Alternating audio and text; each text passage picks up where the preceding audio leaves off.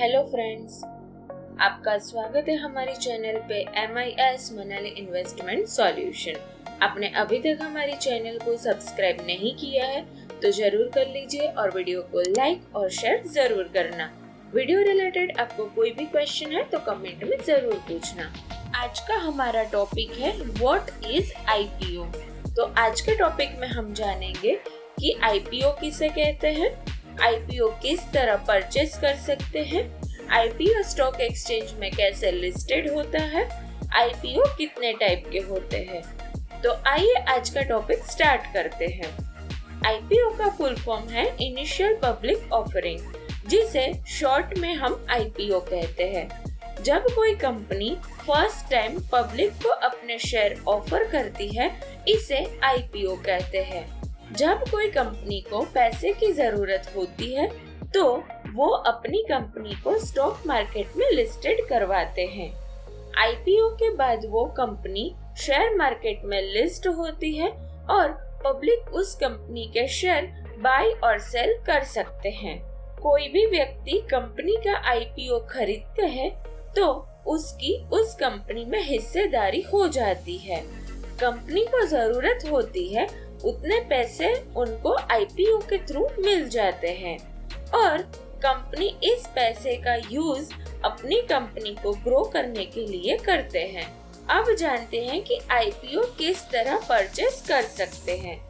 IPO purchase करने के लिए डीमैट अकाउंट बहुत जरूरी है। डीमैट अकाउंट आप कोई भी ब्रोकरेज प्लेटफॉर्म पर ओपन करवा सकते हैं, जैसे कि ज़ीरोधा है, अपस्टॉक है। कोई भी कंपनी का IPO 3 से 10 दिन के लिए ओपन होता है।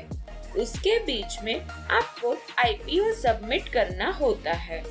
IPO आप ऑनलाइन और ऑफलाइन दो तरीके से कर सकते हैं। आइए अब जानते हैं कि IPO स्टॉक एक्सचेंज में कैसे लिस्टेड होता है। कोई भी कंपनी अपना IPO लाना चाहती है तो उसे सेबी के रूल्स फॉलो करना पड़ता है। कंपनी डायरेक्ट सेबी में रजिस्टर्ड नहीं हो सकती है। वो बीच में एक इन्वेस्टमेंट बैंक को हायर करती है और ये बैंकर सेबी में रजिस्टर्ड होता है। फिर वो IPO रिलेटेड सभी डॉक्यूमेंट रेडी करके फिर IPO के लिए अप्लाई करते हैं। जब कोई कंपनी सेबी में IPO के लिए अप्लाई करती है तभी कुछ डॉक्यूमेंट सबमिट करना होता है। इसे हम DRHP कहते हैं। DRHP का फुल फॉर्म है draft red herring prospects. Company की प्रेजेंट कंडीशन कैसी है, कंपनी का कामकाज कैसा है, कंपनी पर डेट कितना है, IPO से जो भी पैसा मिलेगा उसका यूज कहाँ होगा, ये सभी पॉइंट देखने के बाद सेबी को परफेक्ट लगता है तभी IPO की परमिशन मिलती है। सभी कंपनी का इश्यू प्राइस और लॉट प्राइस डिफरेंट होता है। फॉर एग्जाम्पल, टाटा कंपनी का इश्यू प्राइस 200 रुपए है और कंपनी की लॉट साइज 30 शेयर की है। इस तरह दूसरी कंपनी रिलायंस है और उसकी इश्यू प्राइस 250 है और उसकी शेयर की लॉट साइज 50 है। लॉट साइज में जितने भी शेयर होते हैं उतनी क्वांटिटी में हमें बाय करना जरूरी होता है। उससे हम कम बाय नहीं कर सकते हैं और हमें ज्यादा क्वांटिटी बाय करनी है तो हमें डबल बाय करना होगा। हमने IPO में इन्वेस्ट किया है तो शेयर का अलॉटमेंट IPO क्लोज होने के बाद होता है।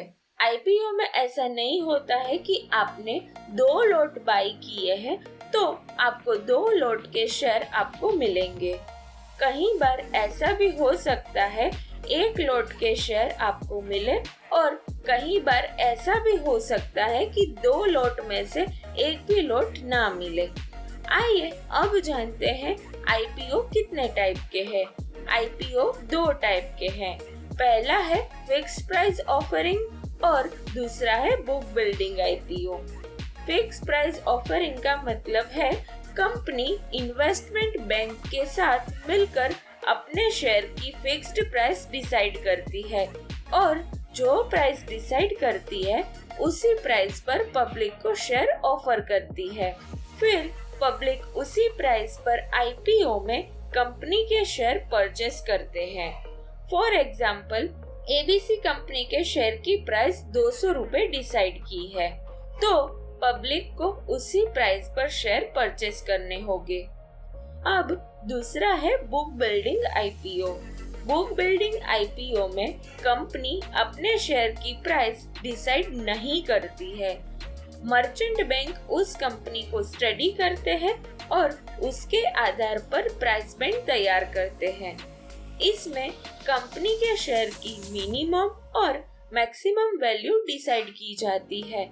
फॉर एग्जाम्पल, XYZ कंपनी के शेयर की प्राइस 120 से 140 के बीच में डिसाइड की है, तो XYZ कंपनी के शेयर की प्राइस 120 से 140 के बीच में ही होगी।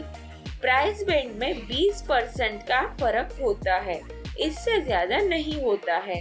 तो फ्रेंड्स, आज के टॉपिक में हमने जाना कि आईपीओ किसे कहते हैं, आईपीओ किस तरह हम परचेस कर सकते हैं, आईपीओ स्टॉक एक्सचेंज में कैसे लिस्टेड होता है, आईपीओ कितने टाइप के होते हैं।